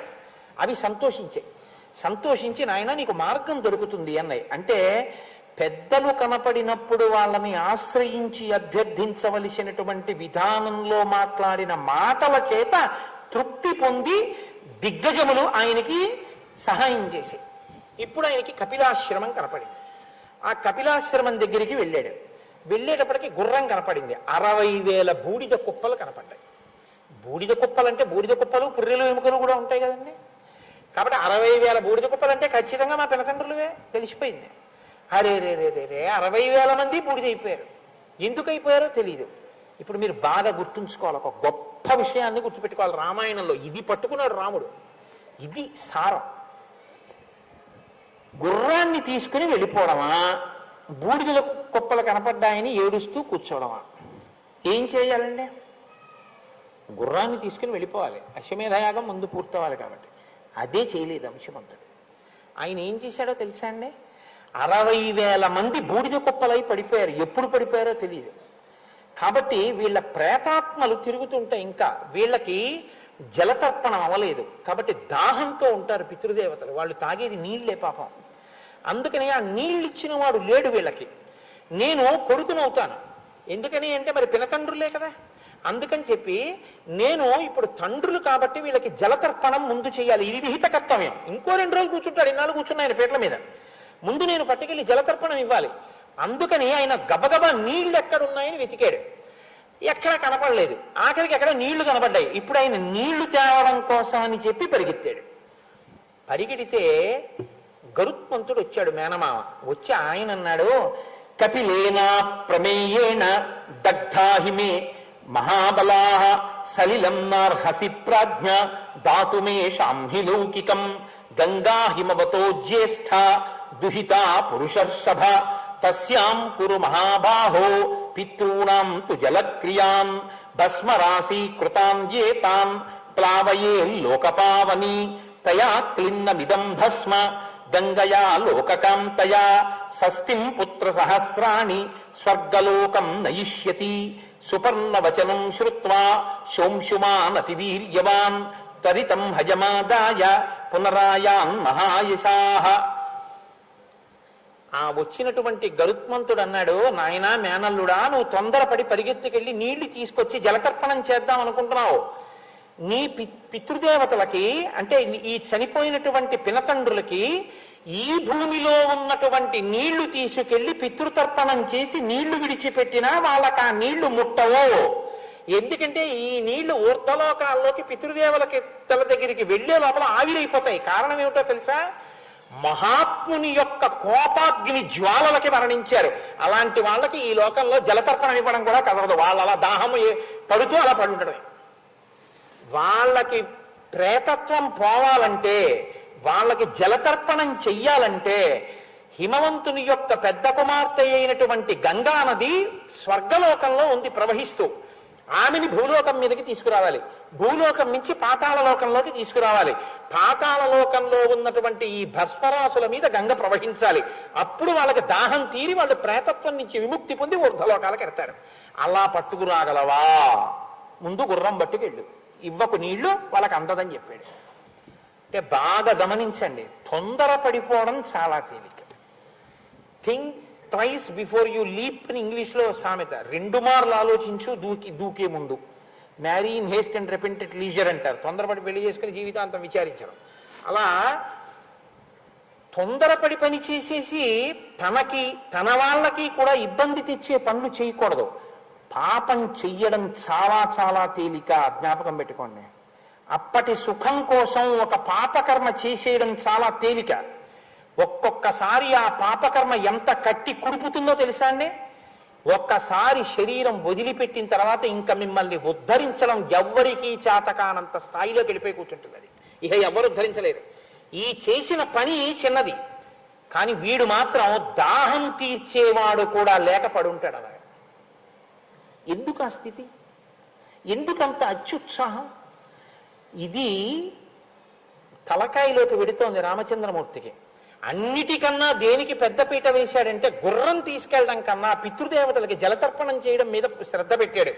పితృదేవతలకి శ్రాద్ధకర్మ చెయ్యడం అనేటటువంటిది ఎంత ముఖ్యమైనటువంటి విషయమో మనకు అర్థమవుతుంది. ఏమండి, నేను ఒక్క మాట అడుగుతాను, మీరు మరోలా అనుకోకుండా ఆలోచించండి. నేను తక్కువ చేసి మాట్లాడటలేదు. ఆగస్టు 15 వస్తే అంత సంతోషంగా మనం జాతీయ పతాకాన్ని ఆవిష్కరించి ఒక శాల్యూట్ చేసి నమస్కారం చేసి వస్తాం. అది చాలా మంచిదే. జన్మనిచ్చినటువంటి తండ్రి కష్టపడి పెంచి పెద్ద చేసి శరీరం విడిచిపెట్టిన రోజు గుర్తు పెట్టుకుని ఒక్క 20 రూపాయలు పెట్టి స్వయం పాకం ఇప్పించుకునేటటువంటి స్థాయి తండ్రికి లేదండి. అంత పనికిమాలిన వాడా తండ్రి? జన్మనిచ్చాడే, పెంచి పెద్ద చేశాడే, ముద్దులాడాడే, భుజాల మీద ఎక్కించుకున్నాడే, గుండెల మీద పడుకోబెట్టుకున్నాడే, కొడుకా కొడకా అనే అంత తాపత్రయపడ్డాడే, నీకోసం అహర్నిశలు పరిశ్రమించాడే. అటువంటి తండ్రి చచ్చిపోయిన రోజు నీకు జ్ఞాపకం లేదు. ఆ రోజున 10 నిమిషాలు పోనీ నువ్వేం చెయ్యొద్దు. బియ్యం ఓ బెల్లం గడ్డ ఒక్క 11 రూపాయలు నాన్నగారి పేరు చెప్పి ఇవ్వడానికి ఖాళీ నీకు లేకపోతే ఏం చెప్పాలా సంస్కారాన్ని? ఇంకా ఆ పాటి చెయ్యలేదండి తండ్రి. కానీ అది అన్నిటికన్నా గొప్పదంటున్నాడు విశ్వామిత్రుడు. గుర్రాన్ని తీసుకెళ్ళలేదా అశ్వమేధయాగం పూర్తవడానికి? పితృదేవతలకి జలతర్పణం చేయడానికి పరిగెత్తాడు తెలుసా మీ వంశంలో ఉన్నవాడు? ఈ మాట చెప్పాడండి, ఇలా చెప్పాడని చెప్పినట్టు చెప్పలేదు. పరిగెత్తాడయా అని చెప్పాడు అంతే. సుపర్ణుడు అడ్డుపడ్డాడయా అని కూడా చెప్పాడు. అంటే ఏమయ్యో, తొందరపడి తప్పు చేసేయడం తేలిక, కానీ ఇందులో ఎప్పుడూ ఉండిపోగా, ఇందులోంచి వెళ్ళాక నిన్ను ఏవీ ఉద్ధరించలేవు. ఈ భూమి మీద ఉన్నవేవీ ఉద్ధరించవు. కాబట్టి నీ కొడుకు మాత్రం ఏం చేస్తాడు? ఈ భూమి మీద ఉన్న పెట్టే చెయ్యాలి. ఈ భూమి మీద ఉన్నవేవి నిన్ను ఉద్ధరించలేని స్థితికి నువ్వు వెళ్ళి ఇందులోంచి విడిపోయిన తర్వాత దాహమో దాహమో అని అక్కడ పడి కొట్టుకుంటుంటే ఉద్ధరించడం అంటే ఎంత కష్టం అవుతుందో చూడండి. ఏకకాలమునందు శ్రీరామాయణంలో విశ్వామిత్ర మహర్షి రామచంద్రమూర్తిని ఎన్ని రకాలుగా దిద్దేస్తున్నారో చూడండి. మీరు కనపడుతోంది అలా దిద్దుతున్నట్టు ఏమన్నా? కానీ వింటున్నటువంటి రాముడి యొక్క మేధస్సులోకి వెడుతున్న ఈ విషయాలు. ఓ, పితృకార్యం అంటే ఇలా ఉంటుంది, ఇంత శ్రద్ధతో చెయ్యాలి. తండ్రి గారి శ్రాద్ధం అంటే, తల్లిగారి శ్రాద్ధం అంటే అంత గౌరవంగా అంత మర్యాదతో పెట్టవలసినటువంటి రోజు. చూశావా మా పితృదేవత, మా పెద్దవాళ్ళు ఎలా బతికారో చూశావా? తొందరపడితే ఎంత ఇబ్బందులు వచ్చాయో తెలుసుకుంటున్నాడు పిల్లాడు. ఏది నేర్పాలో ఆ సంస్కారం నేర్పుతున్నాడు, ఏది ఇవ్వాలో అది నిన్ను ఇచ్చేశాడు. నిన్నను యాక్సిలేటర్ బిగించాడు, ఇవాళ బ్రేకులు బిగిస్తున్నాడు. ఇప్పుడు ఆ కారు లోకానికి ఉపయుక్తం అవుతోంది. ఇదే నేను మీకు మనవి చేసింది ఉపోద్ఘాతంలో. కాబట్టి ఇప్పుడు సుపర్ణవచనం శ్రుత్వా శోంశుమాన్ అతివీర్యవాన్ త్వరితం హయమాదాయ పునరాయాన్ మహాయశాః. ఆయన గరుత్మంతుడి మాటలు విన్నాడు. ఓ, మా పితృదేవతలకి జలతర్పణం చేయడం కుదరదు, కాబట్టి ఇప్పుడు ఆ గుర్రాన్ని తీసుకుని వెళ్ళిపోయాడు. వెళ్ళిపోయి సగర చక్రవర్తితో చెప్పాడు, ఏమయ్యా చెయ్యడం కుదరదు తాత, ఎందుచేతనంటే మా పినతండ్రులు ఇటువంటి వ్యగ్రతతో కూడిన మహర్షి తేజస్సు చేత మరణించారు, అందుకని నేనేం చెయ్యలేకపోయాను, జలతర్పణ చెయ్యలేదు, వద్దన్నాడు గరుత్మంతుడు. ఇదిగో గుర్రాన్ని తీసుకొచ్చాను, అశ్వమేధం పూర్తయిపోయింది. సగర చక్రవర్తి బతికున్నంత కాలం బాధపడుతూనే ఉన్నాడు. అయ్యయ్యో ఎలాగరా, కొడుకులు 60,000 మంది చచ్చిపోయారు, వాళ్ళకి జలతర్పణ లేదు, ఎలా వాళ్ళను ఉద్ధరించడం, గంగను ఎలా తీసుకురావడం? కొన్ని వేల సంవత్సరములు పరిపాలించినంత కాలం దిగులుతోనే పరిపాలించాడు. ఎందుకు పట్టింది ఆ దిగులు? పాపం ఆయన తప్పు కాదు, వాళ్ళ అత్యుత్సాహం. ఇప్పుడు ఆయన బాధపడి బాధపడి బాధపడి కొంతకాలానికి కాలధర్మం గతే రామ, ఎంత బాగా మాట్లాడతాడండి, చచ్చిపోయాడండో, కాలధర్మం చెందాడు అన్నాడు. మా నాన్నగారి శరీరం పడిపోయిందండి అండం ఒకెత్తు, మా నాన్నగారు చచ్చిపోయారండి అండం ఒకెత్తు. చాలా గౌరవం ఉంటే మీరు అన్నీ ఒక్కలా ఆయన కులాసాగా ఉన్నారా అండి అని అడగడం ఒకెత్తు. ఏమంటే నేను ఆ ఊళ్ళో ఉండేటప్పటికే వారికి 90 సంవత్సరాలు, వారు ఇప్పుడు కులాసాగా ఉన్నారా అని అడగడం ఒక ఎత్తు. నేను ఆ ఊళ్ళో ఉండేటప్పటికే ఆయనకి 90 ఏళ్ళు, ఆయన ఇంకా బతికున్నారా అని అడగడం ఇంకో ఎత్తు కదండి. మాటల చేత దేవతలు మన్నన చేసి వరంబులిత్తురు, మీ మాట మీ సంస్కారాన్ని ఆవిష్కరిస్తుంది. కాబట్టి కాలధర్మంగతే రామ సగరే ప్రకృతి జనాహ, కాలధర్మం చెందాడయా. కాలంలో అందరూ ఏ ధర్మాన్ని చెందుతారో పంచభూతాల్లో సగర చక్రవర్తి కూడా అలా కలిసిపోయాడు. తర్వాత ఆయన కుమారుడైనటువంటి దిలీపుడు రాజ్యానికి వచ్చాడు. అంత ఖ్యాతి గణించినటువంటి దిలీపుడు కొన్ని వేల సంవత్సరములు ఈ భూమండలాన్ని పరిపాలించాడు. పరిపాలించినంత కాలం ఇదే బెంగ, అయ్యో నా పితృదేవతల్ని ఎలా తరింప చెయ్యాలి, ఎలా ఆకాశంలోంచి ఆ గంగ వస్తుంది, ఎలా తీసుకురావడం, దీని గురించే చింతించి చెయ్యగలిగింది లేక దిలీపుడు కూడా శరీరాన్ని విడిచిపెట్టేశాడు. దిలీపుడు శరీరం పడిపోయిన తర్వాత ఆయన కుమారుడు భగీరథుడు రాజయ్యాడు.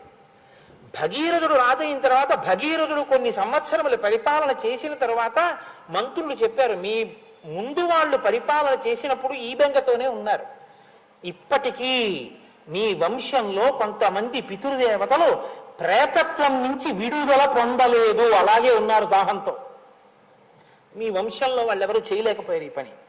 ఆయన విన్నాడు, తప్పకుండా ఈ పని నేను చేస్తానన్నాడు. మీరు ఒకటి బాగా గుర్తుపెట్టుకోండి, తండ్రి అంటేనే మర్యాద లేనివాడు ఎక్కడో ముత్తాతల మీద గౌరవంతో ఏదైనా చేస్తాడా?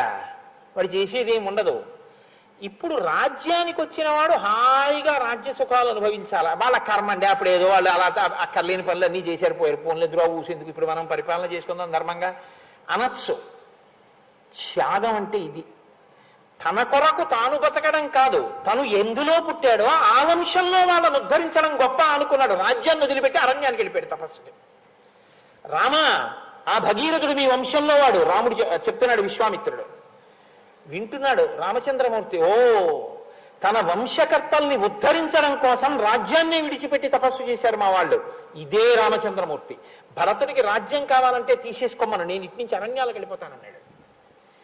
మీకు శ్రీరామాయణంలో తర్వాత రామచంద్రమూర్తి యొక్క సత్యధర్మ నిష్టంతో వశిష్ఠ విశ్వామిత్రులు మాట్లాడిన మాటల్లోంచి వచ్చినదే.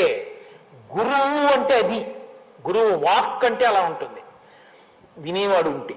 కాబట్టి ఇప్పుడు ఆయన గోకర్ణ క్షేత్రాన్ని చేరాడు. నేను తీర్థయాత్రకు వెళ్ళినప్పుడు ఈ గోకర్ణ క్షేత్రం గురించి బస్సులో క్విజ్ పెట్టుకుంటూ వెళ్ళాం కూడా, రామాయణము గోకర్ణ క్షేత్రము అని.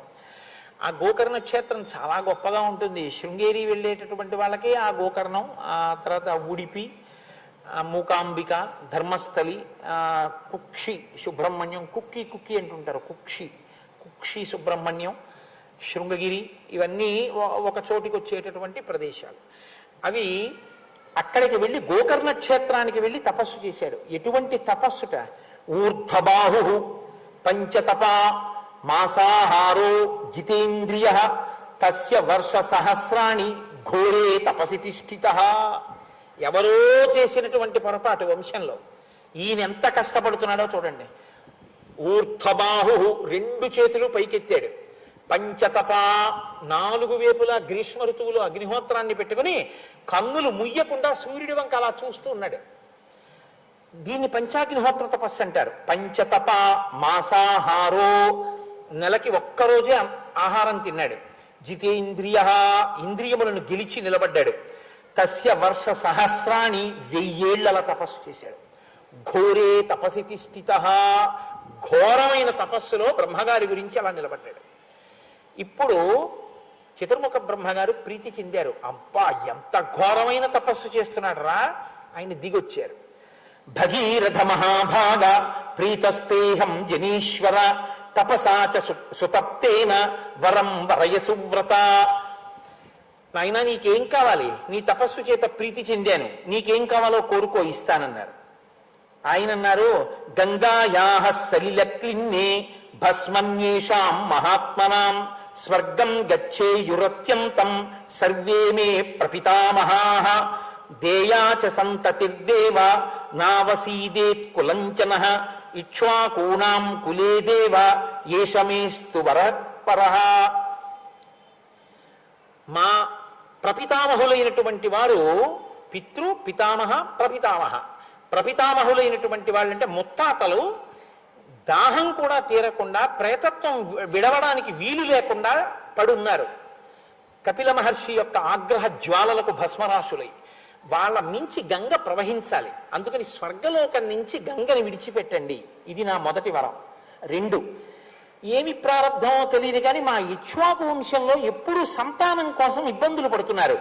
మా ఇక్ష్వాకు వంశం సంతానానికి ఇబ్బంది పడకుండా మా వంశము ఎప్పుడూ సంతోషంగా పుత్రపౌత్రాభివృద్ధిగా ఉండేటట్టుగా అనుగ్రహించవలసింది. అంటే చతుర్ముఖ బ్రహ్మగారు చూసి అన్నారు, తప్పకుండా ఇందులో ఒక వరం నేను నీకు ఇచ్చేస్తున్నాను. ఇక్ష్వాకు వంశంలో ఇంకా సంతానానికి ఇబ్బంది లేకుండా తప్పకుండా వంశం కొనసాగుతుంది, బిడ్డలు పుడతారు.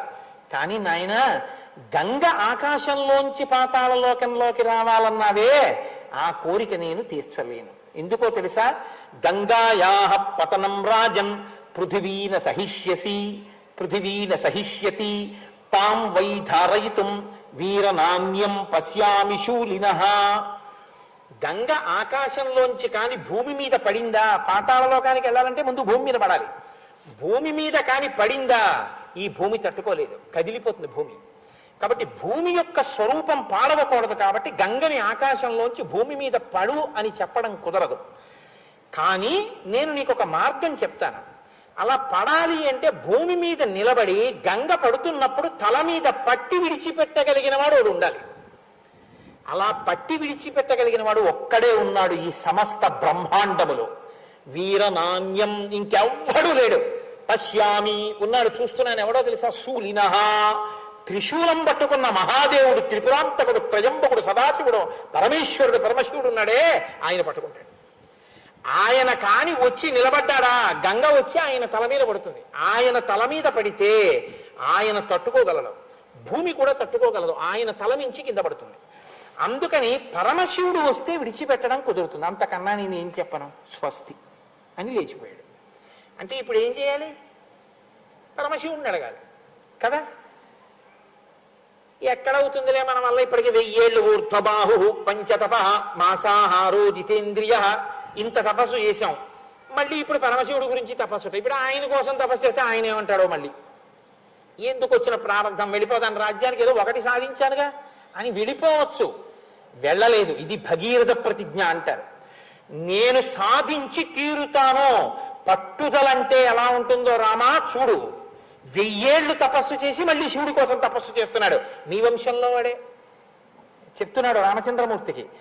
ఓ పట్టుదలంటే ఇలా ఉండాలన్నమాట, మొక్కలోని సాహసంతో ఉండాలన్నమాట. రాముడు నేర్చుకుంటున్నాడు, చెక్కుతున్నాడు విశ్వామిత్ర మహర్షి. మీరు రెండో కోణాన్ని కూడా చూస్తుండాలి, కేవలం రామాయణ కథ కింద వినేసేయకండి. కాబట్టి ఇప్పుడు మళ్ళీ వెళ్ళి పరమశివుడి గురించి తపస్సు మొదలుపెట్టాడు. ఊర్ధ్వబాహుర్నిలాలంబో వాయుభక్షో నిరాశ్రయ అచలస్థానువస్థిత్వా రాత్రిం దివమరిందమా. రాత్రి లేదు, పగలు లేదు, 2 చేతులు పైకి పెట్టి మాసాహారో, బ్రహ్మగారి గురించి తపస్సు చేసినప్పుడు నెలకోసారి ఆహారం తిన్నాడు, ఇప్పుడు ఆహారం లేదు. వాయుభక్షో, కేవలం గాలి తింటున్నాడు. నిరాశ్రయ, ఏమి ఆశ్రయం కూడా లేదు. అచలహ, కదలటం లేదు. స్థాణువత్, బిగిసిపోయినటువంటి విగ్రహం ఎలా ఉంటుందో అలా నిలబడ్డాడంతే. నిలబడి 2 చేతులు పైకెత్తి తదేకంగా పరమశివుడి గురించి తపస్సు చేశాడు. చేస్తే అలాంటి తపస్సు 1 సంవత్సరం పాటు చేశాట. చేస్తే పరమేశ్వరుడు ప్రీతి చెందాడు. ప్రీతస్తేహం నరశ్రేష్ఠ కరిష్యామి తమాప్రియం శిరసాధారయిష్యామి శైలరాజ సుతామహం. ఇది శంకరుడంటే. తండ్రితనం మహానుభావుడిది. ఆయన అన్నాడు, నీకేం కావాలి అని అడగలేదు. నాయన ప్రీతస్తేహం నరశ్రేష్ఠ, ఏమండి మీరంటే మాకు ఎంతో సంతోషంగా ఉంది, ఒకసారి కింద నించోండి, ఫస్ట్ ఫ్లోర్లోంచి నీళ్లు వస్తామంటే నించుంటారా? పరమశివుడు అంటే అది. ఆయన అంత పితృహృదయం ఉన్నవాడు, మహానుభావుడు. కాబట్టి తప్పకుండా నేను పట్టుకుంటానన్నాడు, అడగకుండా. రాజసుతామహం అన్నాడు. సరే వెళ్ళాడు. అసలు ఆ నిలబడినటువంటి భంగిమ ఆశ్చర్యంగా ఉంటుందండి.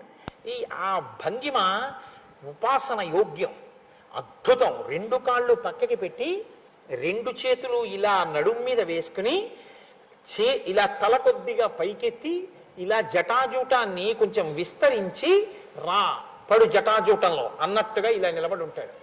విజయవాడ కనకదుర్గమ్మ దేవాలయంలో ఉంటుంది అటువంటి మూర్తి. ఇలా చూస్తూ ఉంటాడు. ఇలా ఆయన వెళ్ళి నిలబడ్డాడు. వచ్చి పడు అని చూసిందిట పైనుంచి గంగమ్మ.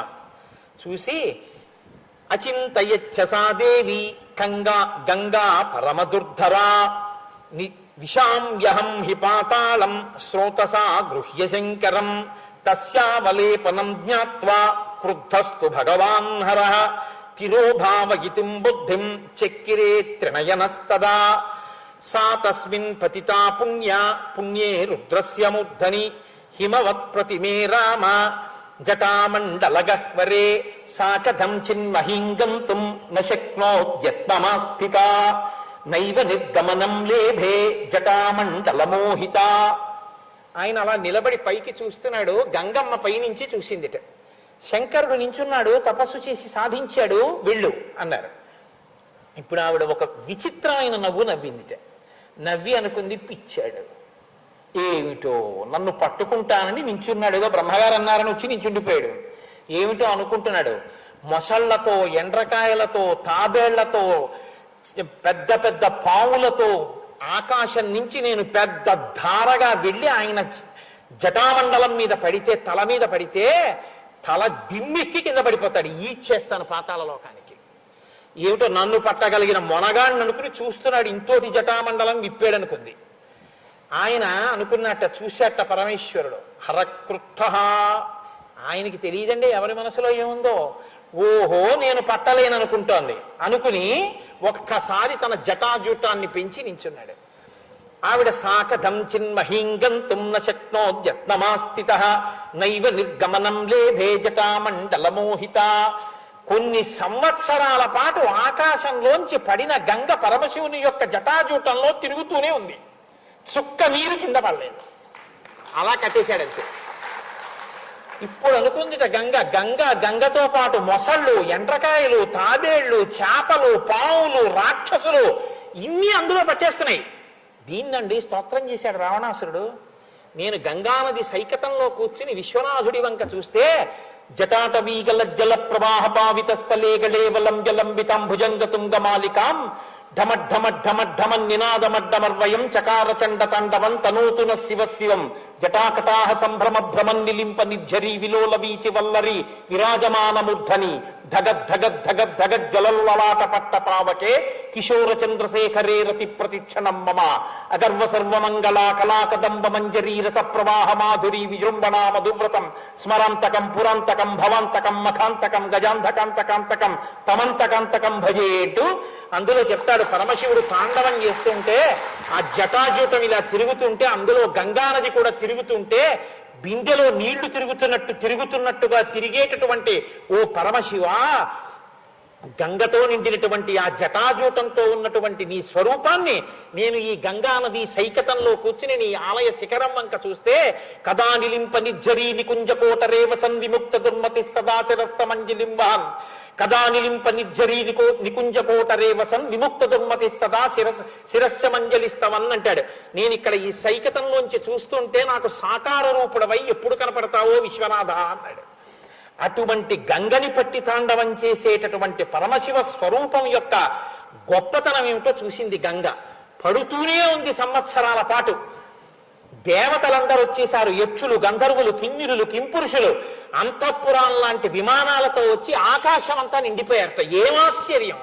అక్కడ భగీరథుడు ఇక్కడ పరమశివుడు పడుతున్న గంగా చుక్క నీరు కింద పట్టలేదు. అలా పట్టేశాడు మహానుభావుడు. అహంకరించింది గంగా అని చూశాడు. భగీరథుడు మళ్ళీ తపస్సు చేశాడు. ఇంకా మనం ఏం చేస్తాంలే అని వెళ్ళిపోలేదు. ఇది భగీరథ ప్రయత్నం అంటారు. మళ్ళీ తపస్సు చేశాడు. అయ్యా ఆవిడ అహంకారము బాగుంది, మీ కోపము బాగుంది, కట్టేశారు, మా పితృదేవతలు ఎప్పుడు తరిస్తారు, అయ్యా విడిచిపెట్టండి అన్నాడు. గంగమ్మ కూడా చిన్నబుచ్చుకుంది. ఏమో అనుకున్నాను శంకరుడంటే మహానుభావుడు తెలియక ఈయన జటామండలంలో నేను ఇలా ఉండిపోవలసిందే అనుకుంది. అప్పుడు ఆయన విడిచిపెట్టేశాడు గంగని జటాజూటంలోంచి. అంత నీరు, ఎంత ట్యాంక్ అండి అది, ఆ ఓవర్ హెడ్ వాటర్ ట్యాంకు, ఎన్నేళ్ల నుంచి పడినటువంటి గంగని పట్టినటువంటి స్టోర్ అంటే నిల్వ ఉందా నీరు, దాన్ని ఒక్కసారి విడిచిపెట్టేట జటామండలంలోంచి అన్ని వైపుల నుంచి విడిచిపెడితే హ్లాది నీత వన్నీచై వనలినీచ తథాపరా. తూర్పు దిక్కుగా హ్లాదిని పావని నళిని అనేటటువంటి 3 పాయల కింద గంగ ప్రవహించి వెళ్ళిపోయింది. అదే గంగ శుచక్షుశ్చైవ సీతా చా సింధుశ్చైవ మహానది. పశ్చిమ దిక్కుకి సుచక్షువు, సీత, సింధువు, మహానది సింధువు అనేటటువంటి పేర్లతో పశ్చిమ దిక్కుకు పడి అటువైపుకి ప్రవహించింది. 7వ పాయ భగీరథుడిని అనుసరించి పాతాళలోకం వైపుకి ప్రయాణం చేస్తోందంటే ఆయనకి తెలిసి ఎక్కడున్నాయో సగరపుత్రుల యొక్క భస్మరాశులు. అందుకని ఆయన ముందు రథం మీద భగీరథుడు పెడుతున్నాడు, వెనక గంగ ప్రవహించి వెళ్ళిపోతోంది. ముందు భగీరథుడు, వెనక గంగ వెళ్ళిపోతుంటే చూశారట. అక్కడి నుంచి పడుతున్న గంగా పరమశివుడి జటాజూటం, ఆయన ఒళ్ళంతా తడిసిపోయి పడుతున్న గంగ ప్రవాహం, ఆ గంగలో వెళ్ళిపోతున్నటువంటి పావులు, మొసళ్ళు, ఎండ్రకాయలు, ముందు భగీరథుడు, ఆయన వెనక వెళ్ళిపోతున్న గంగ కొన్ని చోట్ల కింద పడుతూ, కొన్ని చోట్ల పైకి లేస్తూ, కొన్ని చోట్ల తుంపర్లు కక్కుతూ, కొన్ని చోట్ల గుద్దుకుంటూ, కొన్ని చోట్ల చప్పుడు చేస్తూ, కొన్ని చోట్ల సుడులు తిరుగుతూ అది వెళ్ళిపోతుంటే గగనాశంకర శిరస్తతో ధరణిమాశ్రిత విసత్పత జలం తత్ర తీవ్ర శబ్ద పురస్కృతం. బ్రహ్మాండమైనటువంటి ఘోష, చప్పుడు, రంగతుంగ తరంగ సంఘములతో రంజిల్లు ఘోషంబుతో బంగారంబగు పొంగుతో నురకతో పువ్వాట తుంపర్లతో భంగుం సల్పుతూ జంఘలించుతున్న భో భగము నుండి జారం గంగమ్మను దల్చితే శిరమునన్ రంజిల్లుతున్ శంకర అంటారు. అలాంటి గంగావతరణం. ఆ గంగమ్మని పట్టి విడిచిపెడుతుంటే, గంగమ్మ వెడుతుంటే చూశారట అందరూ. మచ్చ కచ్చ పసంగైశ్చాసింసుమార గణైస్తథా పతద్భి పతితైశ్చాన్యైః వ్యరోచత వసుంధరా. ఆ దేవతలు యక్ష గంధర్వ కిన్నెర కింపురుషాది సమస్త జాతులు ఆకాశంలో నిలబడిపోయాయి. ఆ నిలబడిపోతే వాళ్ళ విమానాల కాంతులు మేఘాల కాంతులతో కలిసిపోయిట. పడిపోతున్నటువంటి గంగ కాంతులు హంసల గుంపులు పడిపోతున్నట్టున్నాయిట. అందులో మెరిసిపోతున్నటువంటి చేపలు, మెరిసిపోతున్న మొసళ్ళు, మెరిసిపోతున్న పావులు, వీటి మెరుపులతో ఆకాశం నిండిపోయిందిట. కింద పడిన గంగ వెళ్ళిపోతుంటే ఆ ప్రవాహపు కాంతులు, నురుగు, శబ్దం, కొన్ని చోట్ల వంకర్లు తిరుగుతోంది, పైకెక్కుతోంది, కింద పడుతోంది. ముంచెత్తుతోంది. వెళ్ళిపోతుంటే చూశారట, ఏమి అదృష్టం రా నిజంగానని. గగనాశంకర స్థిత తతో ధరణిమాశ్రితా. అప్పుడు వీళ్ళందరూ చూసి సామాన్యమైనటువంటి గంగావతరణమా అని తత్ర దేవర్షి గంధర్వామ సుధా తలవాసిన భవాంగపతి తంతోయం పవిత్ర వితిపస్పృశు.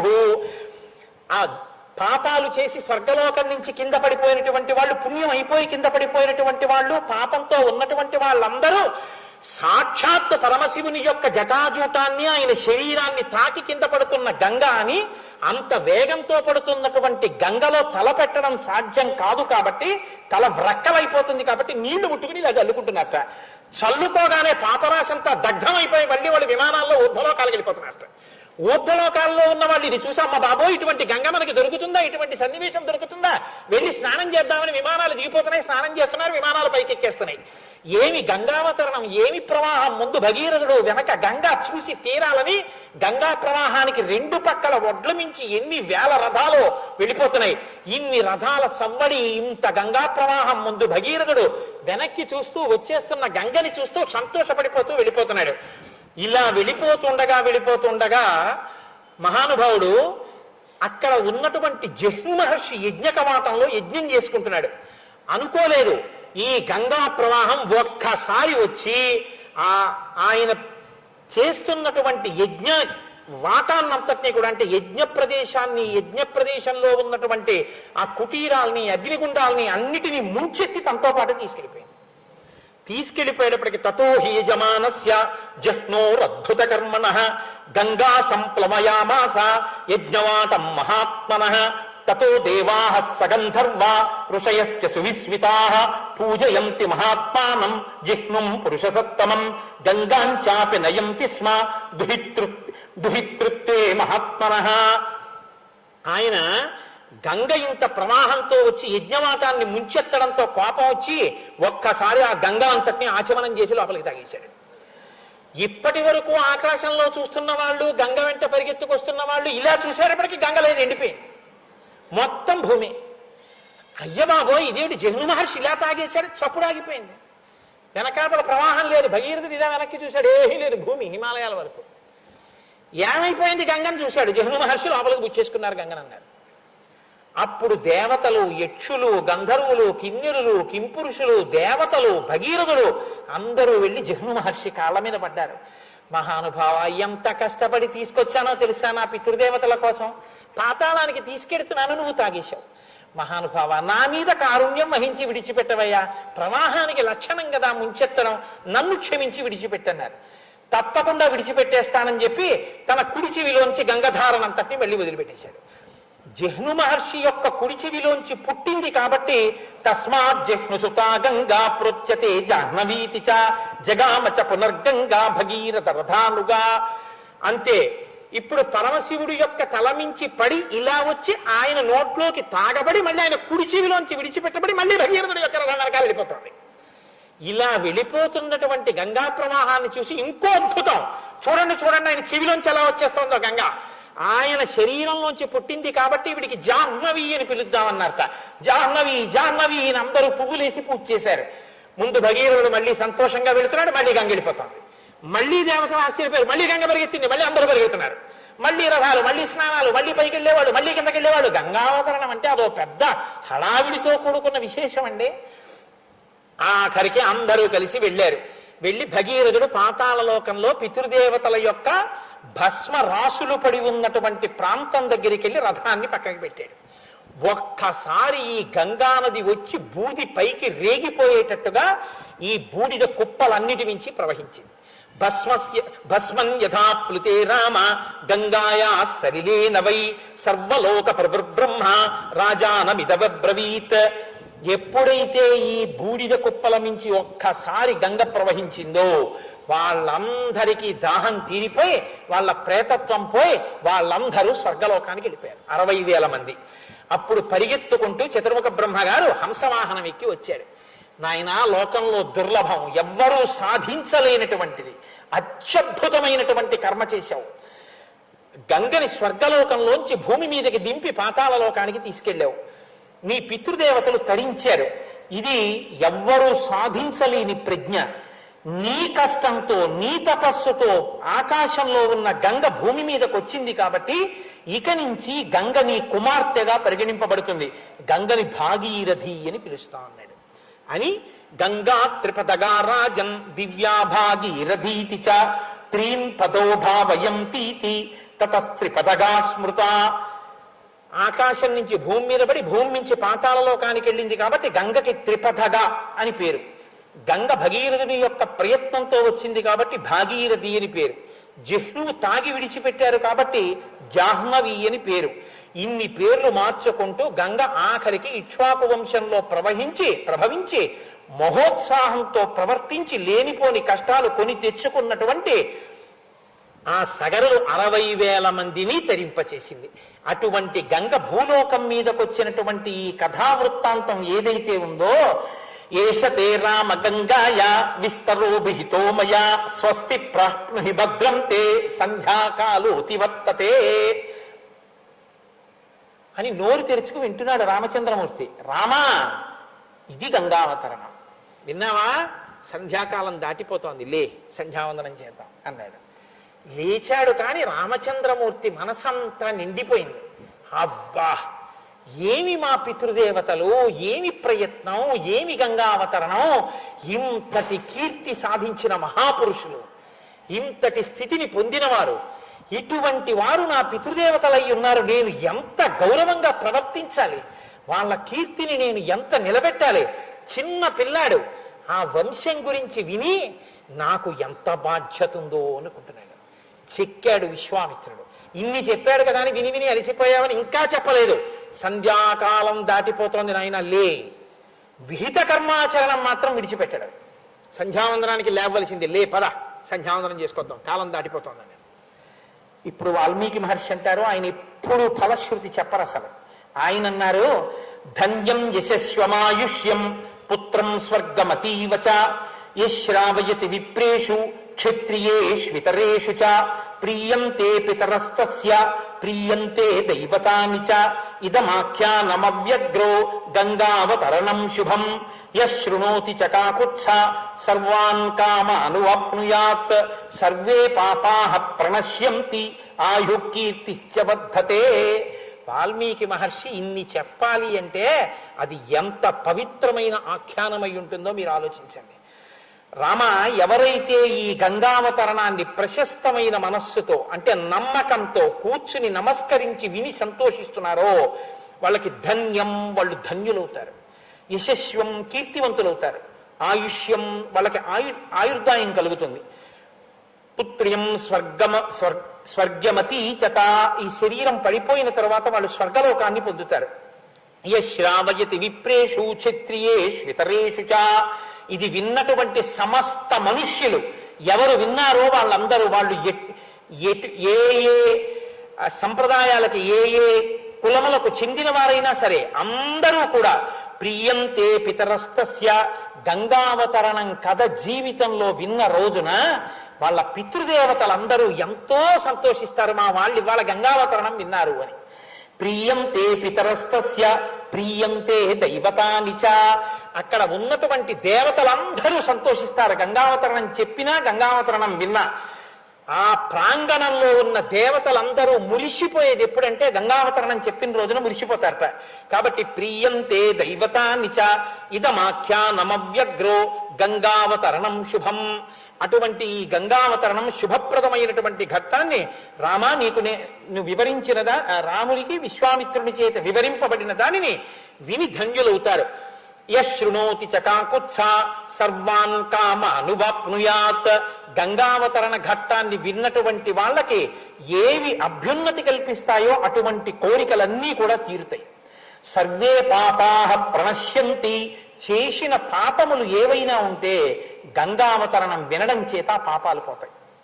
ఆయు కీర్తిశ్చ వర్ధతే, ఆయువు కీర్తి వర్ధిల్లుతాయి. ఇంత గొప్ప గంగావతరణాన్ని విశ్వామిత్ర మహర్షి రామచంద్రమూర్తికి చెప్తే, ఆ గంగావతరణ ఘట్టానికి వాల్మీకి మహర్షి ఫలశ్రుతి చెప్తే, ఆ రామచంద్రమూర్తి యొక్క అనుగ్రహ విశేషం చేత సంపూర్ణ రామాయణ ప్రవచనాంతర్గతంగా ఇవాళ మనం ఆ గంగావతరణ ఘట్టాన్ని యథాశక్తి చెప్పుకుని వినగలిగాం. దీని తరువాత ఆ గంగానది మీద పడవలో ప్రయాణం చేసి మరునాడు విడుతున్నటువంటి రామచంద్రమూర్తికి ఆ గంగని చూస్తుంటే ఎంత సంతోషంగా ఉంటుందో మీరు ఆలోచించండి. ఇది కాశీపట్టణానికి వెళ్ళినప్పుడు ప్రత్యేకం పడవ చేసుకుని గంగ దాటి గంగ మధ్యలో ఉన్న సైకతంలో కూర్చుని గంగానది వంక చూస్తూ గంగావతరణం చెప్పుకుంటేనే మేమంత ఆనందపడిపోయాం ఒక రోజున. అలాంటిది ఈ గంగావతరణం విని తన వంశం వాళ్ళు తీసుకొచ్చిన గంగా అని అందులో ప్రయాణం చేస్తుంటే రామచంద్రమూర్తి ఆ రోజున ఎంత సంతోషపడి